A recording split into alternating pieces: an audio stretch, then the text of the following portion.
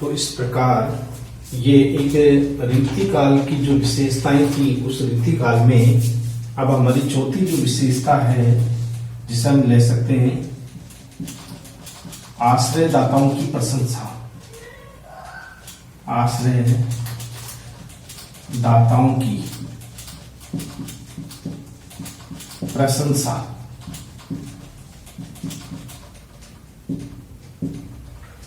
आश्रयदाताओं की प्रशंसा। देखिए, रीति काल के कवियों ने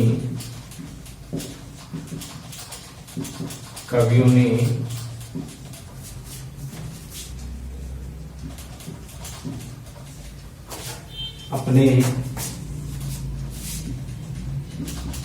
आश्रयदाता का को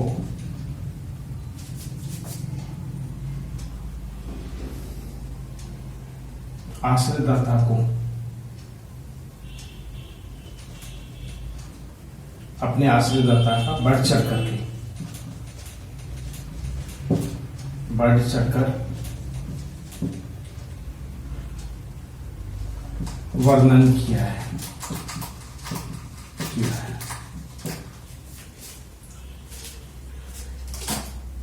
कोई भी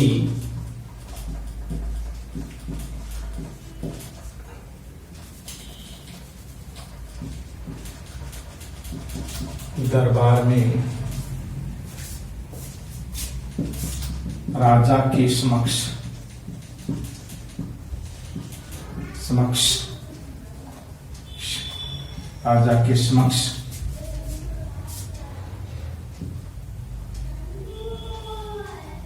कोई भी राजा के दरबार में राजा के समक्ष बोलने की हिम्मत नहीं कर सकता है।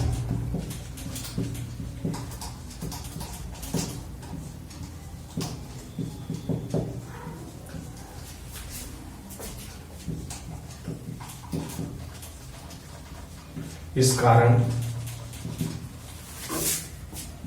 इन्हें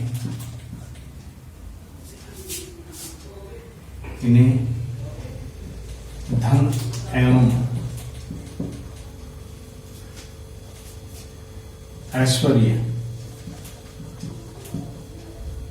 मिलता रहा है, जिसमें हम बिहारी का नाम ले सकते हैं, जिसमें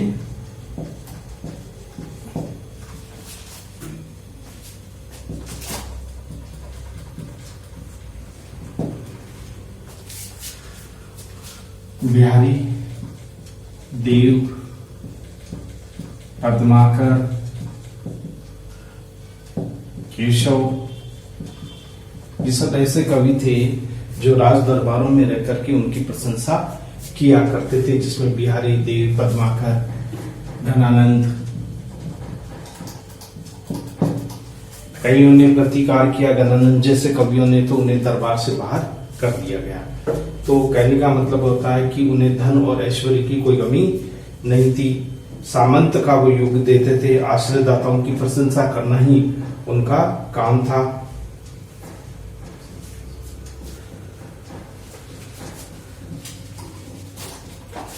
प्रशंसा।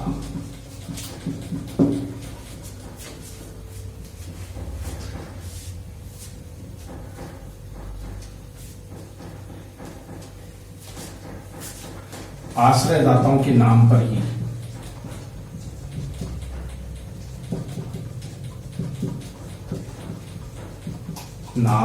ही काव्य रचना किया करते थे।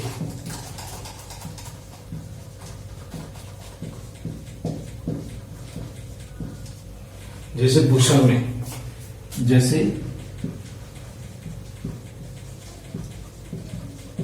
भूषण ने शिवा बावनी,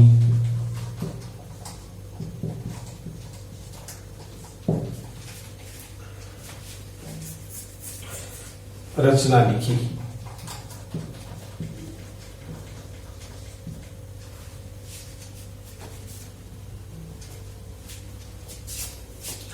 छत्रसाल दशक,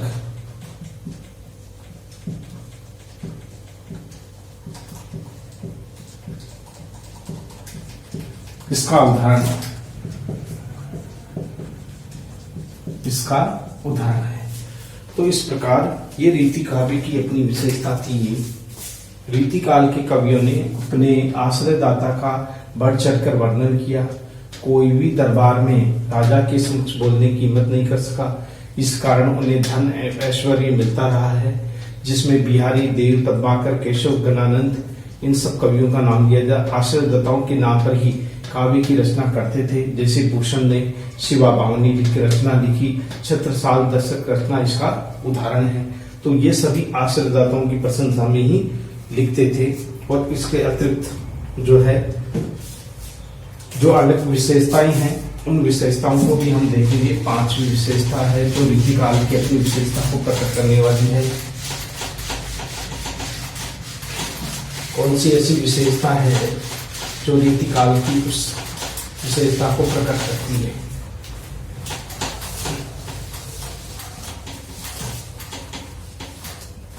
पांचवी विशेषता वो है मुक्तक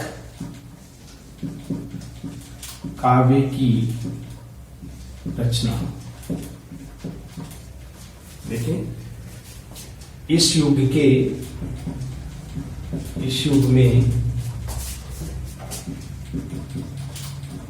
कवियों ने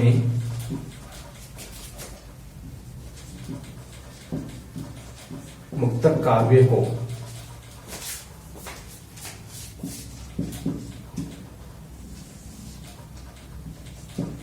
प्रधानता देते हुए स्वच्छंद रूप से अपनी रचना लिखी है। इनमें गणानंद, बोधा, ठाकुर, आलम,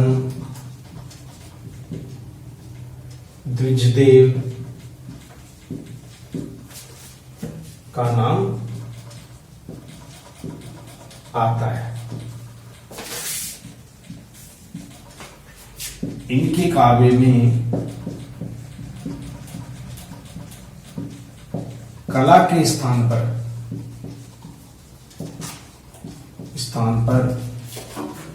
भाव पक्ष की प्रधानता देखी जा सकती है।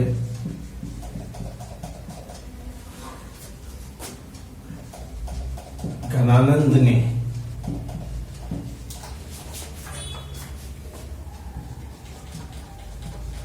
मुक्तक रूप से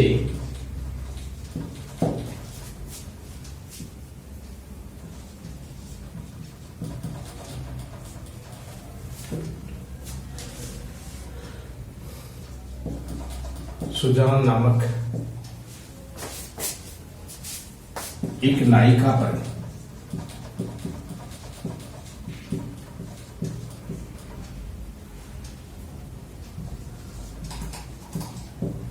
मुक्तक रचना की है।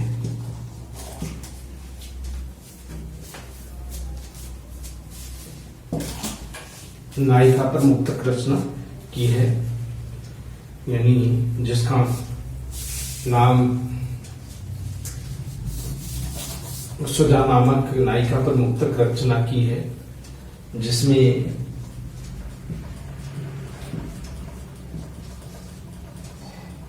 गृह श्रृंगार की प्रधानता है।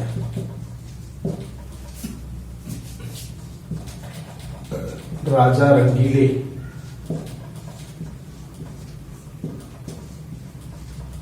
दरबार में भी वे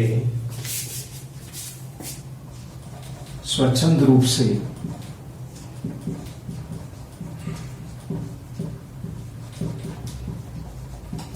नायिका सौंदर्य पर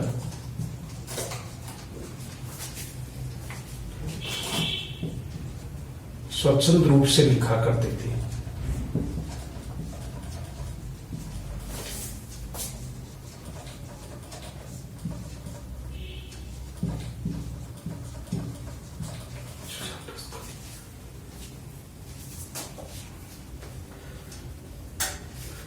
तो देखिए, मुक्तक काव्य की रचना विधान। इस युग के कवियों ने मुक्तक काव्य को प्रधानता देते हुए स्वच्छंद रूप में अपनी रचना लिखी है, जिसमें गणानंद, बोधा, ठाकुर, आनंद द्विजदेव का नाम इनके काव्य में कला के स्थान पर भाव पक्ष की प्रधानता देखी जा सकती है। घनानंद ने मुक्तक रूप में सुजान नामक एक नायिका पर मुक्तक रचना की है, जिसमें गृह श्रृंगार की प्रधानता राजा रंगीले के दरबार में भी वे स्वच्छंद रूप से नायिका सौंदर्य पर स्वच्छंद रूप से लिखा करते थे, है ना। तो इस प्रकार तात्पर्य यह है कि वहां मुक्तक रचना होने के कारण ये मुक्तक यानी स्वतंत्र रूप में किसी के कहने पर नहीं, ये उनकी हृदयगत अपनी व्यथा होती थी, जो भी दशा होती थी उसका वो चित्रण किया करते थे। कवि जैसे इसका हम उदाहरण के रूप में देख सकते हैं कि किस तरह से उन्होंने हमारे सामने रखा है। कवि गणानंद का एक उदाहरण देखिए।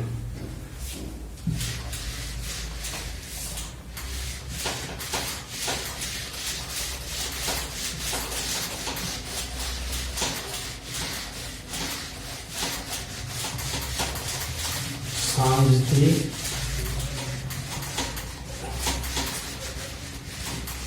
उदाहरण देखिए।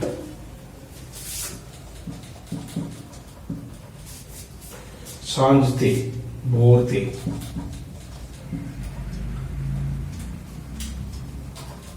भोर थे, लोक कानन ले सांझ, लोक कानन। कानन का मतलब होता है वन। कानन और निहारती,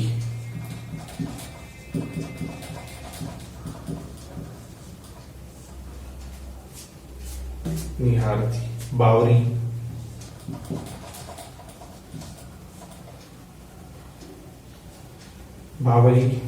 नेक न थकती, बावरी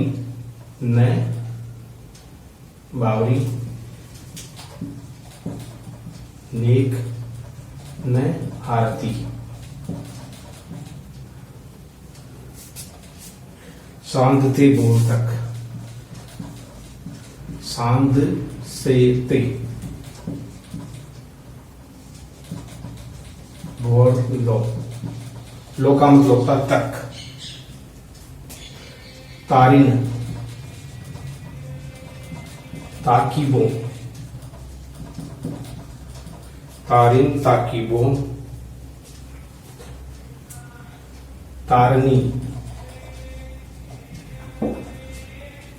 तारनी सो एक तारा न टारती, एक तारा न टारती। यहाँ पर बिहारी जी घनानंद का उदाहरण है। भोर ते सांझ लो, कानन और निहारती बावरी, नेक न हारती। सांझ ले भोर लो, तारिन ताकी वो तारिनी सो, एक तारा न टारती। अर्थात नायिका जो है उसकी विरह दशा का चित्रण करते हुए कवि यहाँ पर अपनी विरह हृदय को पुकार करते हुए कहता है कि सवेरे से लेकर शाम तक। और कानन की ओर, कानन यानी वन की ओर में नायिका पागल की बाती निहारती है और तनिक भी नहीं थकती है, केवल उसकी विरह व्यथा है। कहने का मतलब यहाँ घनानंद की विरह व्यथा है। और फिर सांझ से यानी संध्या से लेकर सवेरे तक एक भी तारा वो तारों को भी ताकती रहती है, देखती रहती है और एक तारा भी वो देखना नहीं छोड़ती, टारती यानी देखती रहती है। एक तारा भी उसकी नजर से बच नहीं पाता, यानी विरह वेदना की यहाँ का अतिशोक्तिपूर्ण वर्णन किया गया है कि किस तरह से वो दिन रात विरह में व्याकुल रहती है। इसे मुक्तक रूप में कवि घनानंद ने लिखा है। अब देखिए अगली जो विशेषता है वह दरबारी संस्कृति।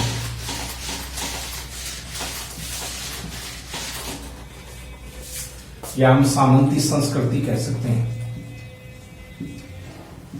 सामंती या दरबारी संस्कृति।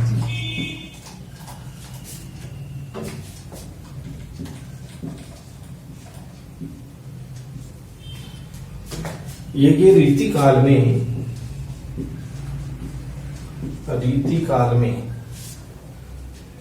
कवि दरबारों की शोभा बढ़ा रहे थे।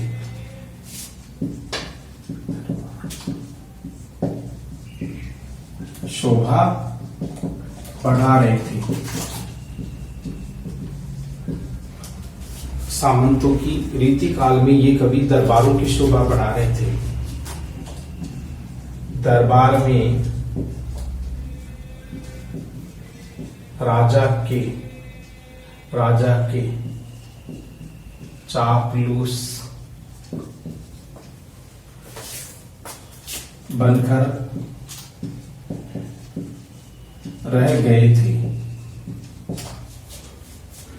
यानी कवि कर्म के स्थान पर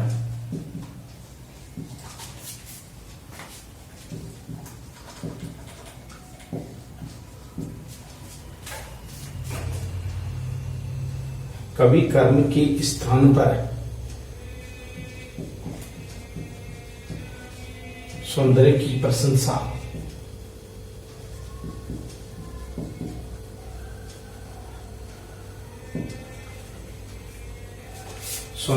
प्रशंसा की जाती थी।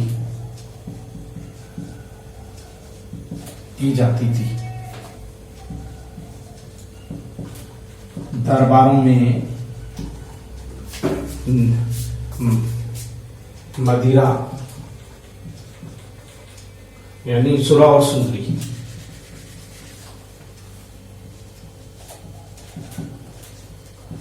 सुरा और सुंदरी का प्रदर्शन होता था।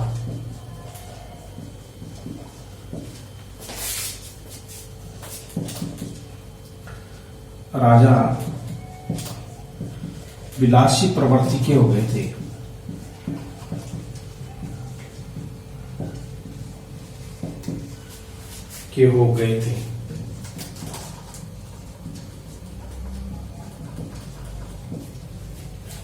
कवि उनकी प्रशंसा में ही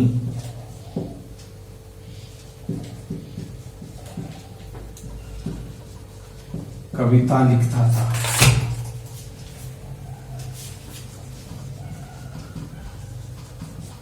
कवि उनकी प्रशंसा में ही कविता लिखता था। कवि का उद्देश्य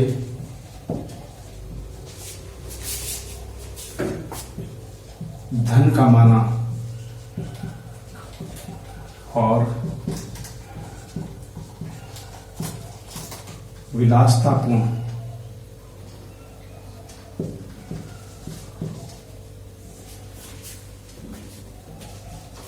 जीवन जीना, धन कमाना और विलासतापूर्ण जीवन जीना उनका कवि कर्म हो गया था।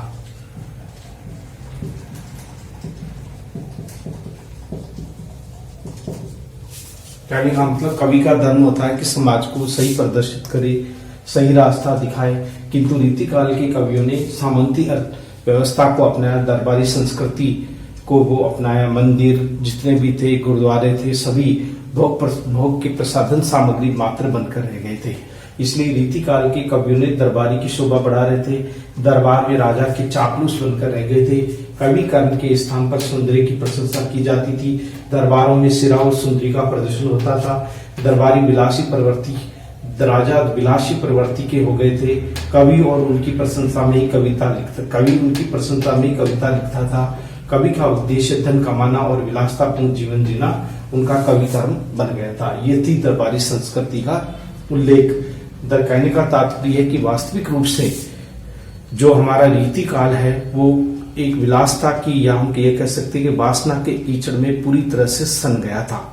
कहने का तात्पर्य है कि जिसमें तनिक भी जो वास्तविकता होनी चाहिए, जो एक कवि का धर्म होना चाहिए, वो पूरी तरह से गौण हो चुका था। ये थी एक सामंती अर्थव्यवस्था जिसके कारण कवि कर्म को भूल गए थे वो। और देखिए अब आता है अगली जो हम बात करते हैं वो हमारा अगला उदाहरण है। ये उदाहरण क्या, अगला पॉइंट हमारा रहेगा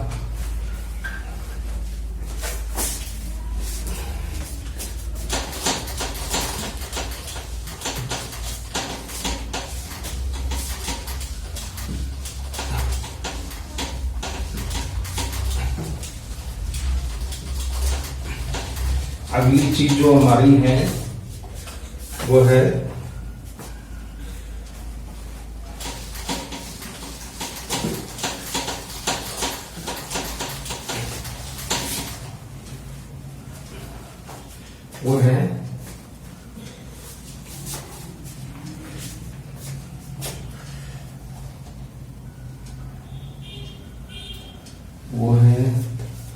जो हम देख सकते हैं वो है मुक्तक शैली का प्रयोग किया गया। इसके अलावा जो हमारे कवियों के कर्म हैं जिन्होंने अपने जीवन का लक्ष्य केवल यही बना लिया था, वो है नारी सौंदर्य, सामंत में अभिरुचि हो गया।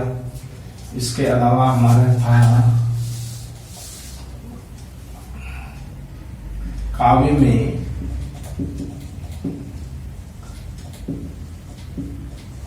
अतिशोक्तिपूर्ण वर्णन,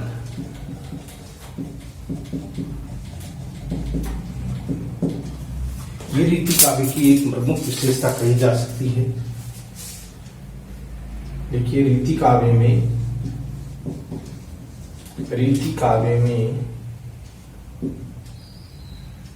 सभी स्थानों पर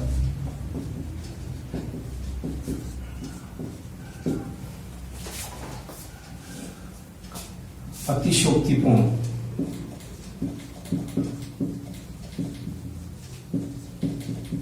चित्रण मिलता है, अतिशोक्तिपूर्ण चित्रण मिलता है। यानी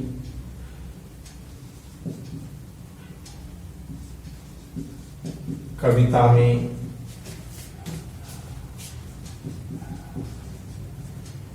नायिका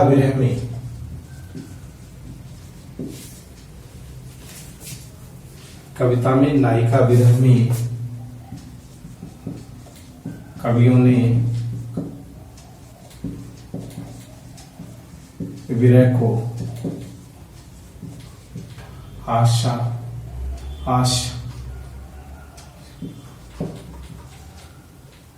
आशाप्रद स्थिति में पहुंचा दिया।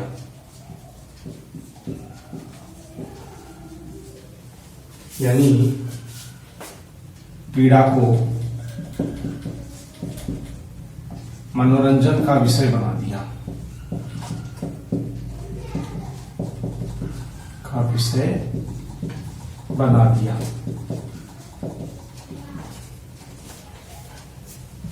ठीक है ना, चाहे बिहारी हो।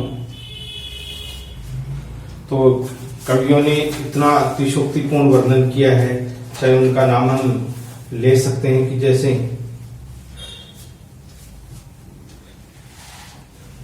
जैसे विरह का अतिशोक्तिपूर्ण वर्णन है।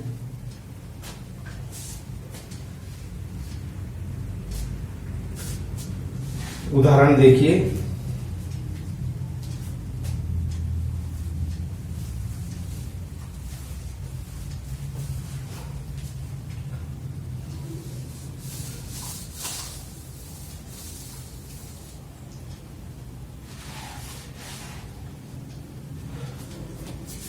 जिसमें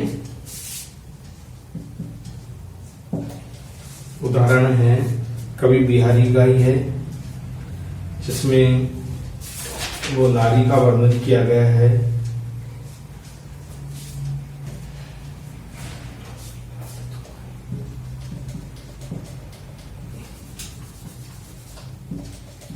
लाल तुम्हारे विरह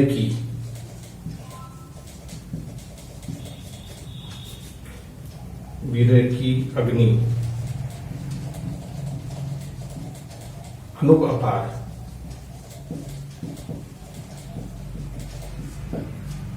अपार, जब तू सर से बरसे नीर हूं, सर से बरसे नीर हूं,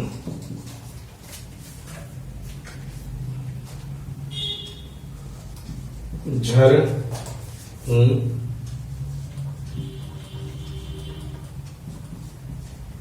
मिटे न झार। ये बिहारी जी का दोहा है। लाल तुम्हारी ग्रह की अग्नि अनूप अपार, सर से बरसे नीर हूं, झर हूं, मिटे न झार। झार का मतलब था एक तरह से झाल लगना, अर्थात अंग प्रत्यंग में अग्नि लगना, इसका मतलब।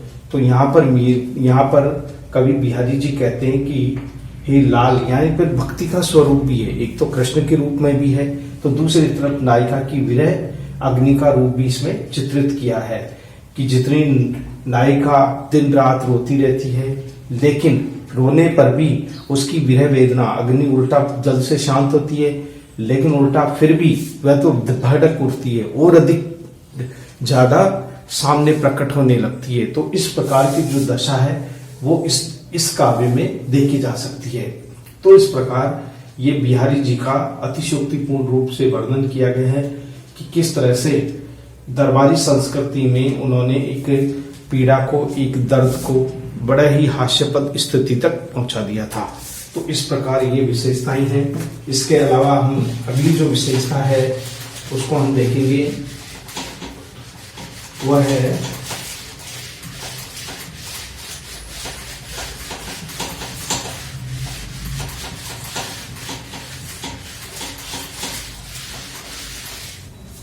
प्रकृति का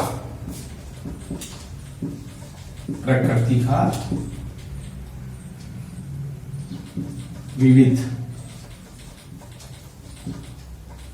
स्वरूप। प्रकृति के विविध स्वरूप, ये भी रीतिकाल की विशेषताएं हैं। तो देखिए,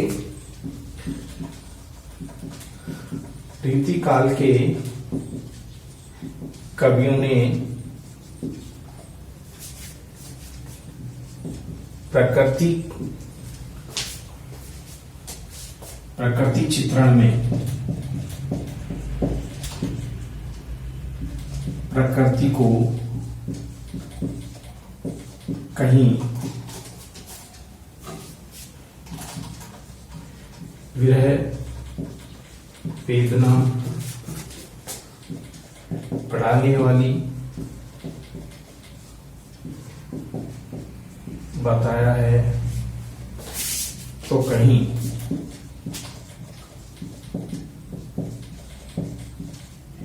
विरह वेदना को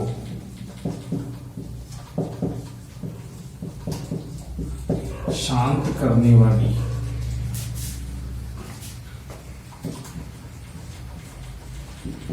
बताया है। बिहारी ने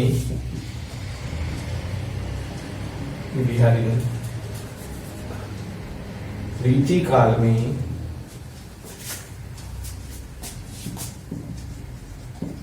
कवियों ने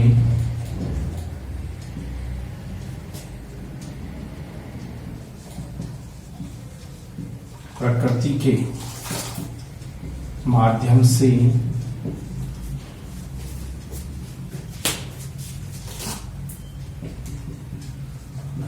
नायिका की मनोदशा का मन भावन चित्रण किया है।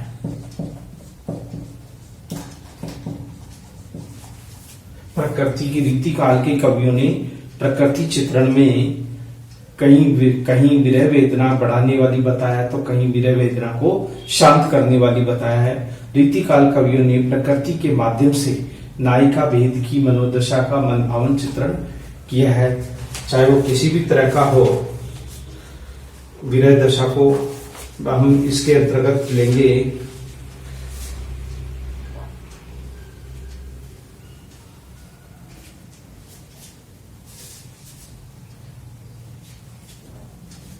इसका उदाहरण हम लेते हैं।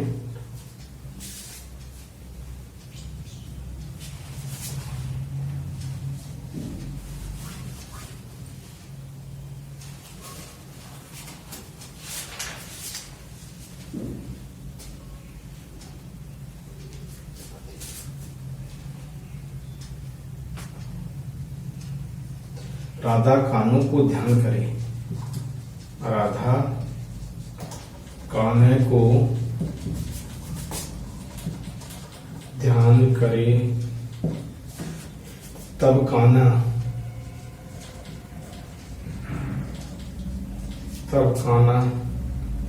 है राधिका के गुण गावे।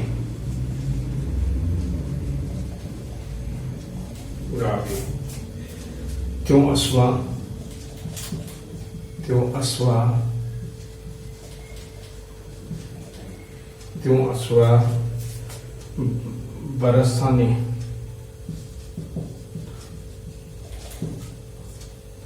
बरसाने को पाती लिखी।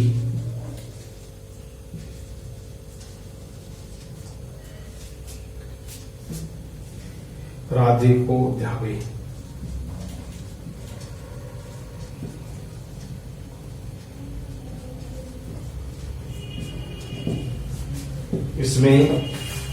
इसमें जो रचना की गई है वो कवि देव की है।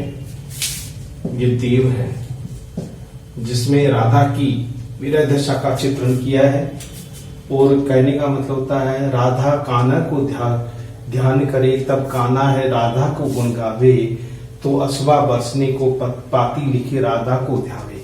कहने का मतलब होता है यहाँ पर कृष्ण की विरह वेदना को अनुभवित किया गया है, किंतु आरोप लगाया गया है राधा का। यानी कृष्ण राधा का रूप धारण करके राधा की विरह दशा का अनुभव करता है। इसी अनुभव को कवि देव ने अतिशोक्तिपूर्ण रूप से वर्णन किया है। कहने का मतलब यहाँ दोनों ही विरह है, एक राधा का भी विरह है और कृष्ण का भी विरह है, यानी दोहरापन है विरह का।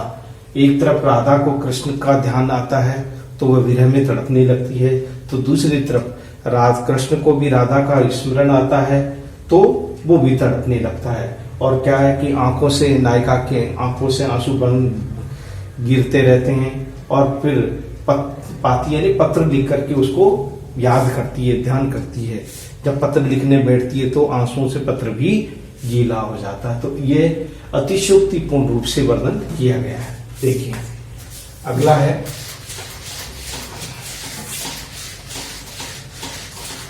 जो प्रकृति या रीतिकाल की जो दशा है उसका चित्रण करने में उनका योगदान है, वह है छठा और ब्रजभाषा का प्रयोग।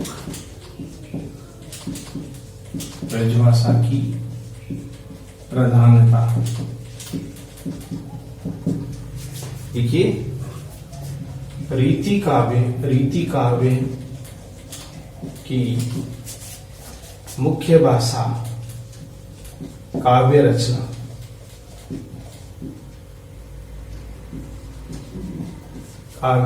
रीति काव्य की मुख्य काव्य रचना भाषा ब्रज रही है।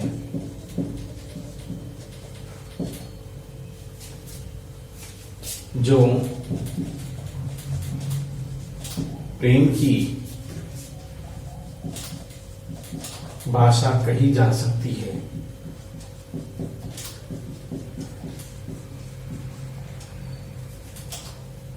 कही जा सकती है,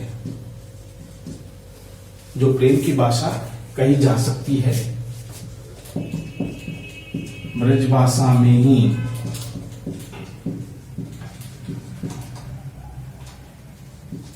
तीनों संप्रदाय, तीनों वर्ग के, यानी रीतिबद्ध, रीतिसिद्ध और रीति मुक्त तीनों वर्ग के कवियों ने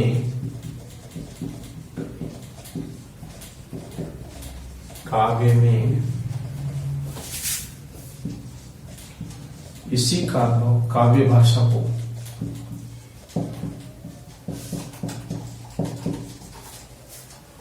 अपनाया है,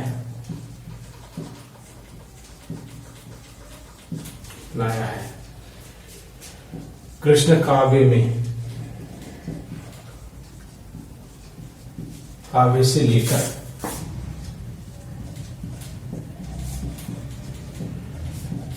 राम काव्य तक में ब्रज भाषा को ही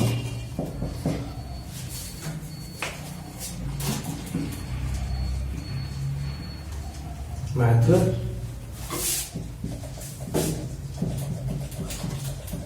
दिया गया है,